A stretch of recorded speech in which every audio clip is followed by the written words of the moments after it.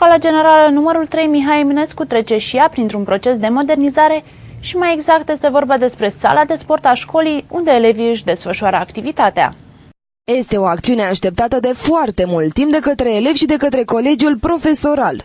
Într-o ierarhie, să spunem, întocmită ad hoc, ea figura pe o poziție ceva mai jos în ceea ce privește reabilitarea sălilor de sport din municipiul nostru. În sfârșit, iată că astăzi, 14 mai, începem reabilitarea școlii.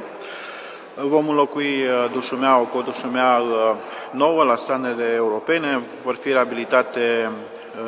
fi reabilitată întreaga zidărie, în sfârșit va arăta ca o sală de sport modernă, așa cum merită comunitatea școlară de la această instituție, așa cum merită întreaga comunitate din această zonă. Vreau să spun cu acest prilej că intenția noastră este ca la anul, în această perioadă, să organizăm aici faza finală a campionatului național de basket pentru elevi.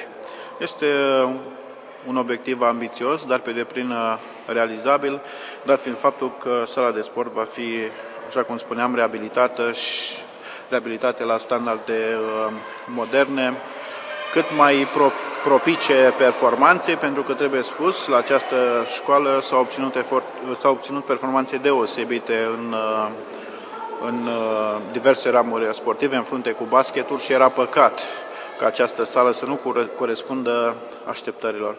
Cam atât până acum, sper ca într-o perioadă relativ scurtă sala să fie finalizată și să corespundă tuturor așteptărilor părinților, în primul rând elevilor, catedrei de sport de la această școală, comunității rădăuțene în ansamblu. Era necesar această reabilitare, mai cu seamă că aceste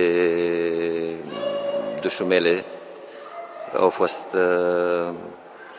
puse acum câțiva zeci de ani, grinzile au putrezit, era un pericol iminent de accidentare, cuile care fixează dușumeaua de grinzi tot timpul ieșeau din cauza faptului că dușumeaua era putredă.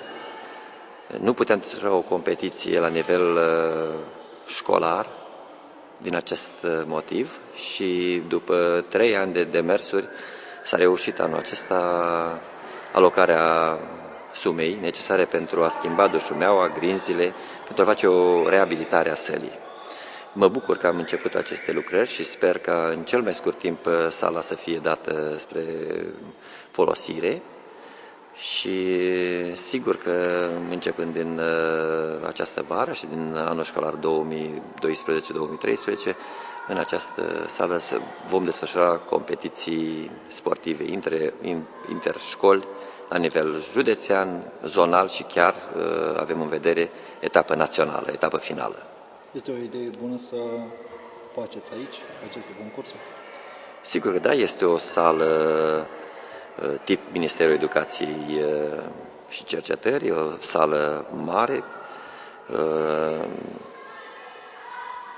Sunt școli care nu beneficiază de așa o sală și era păcat să nu poată fi folosită în competiții din motive de siguranță a elevilor.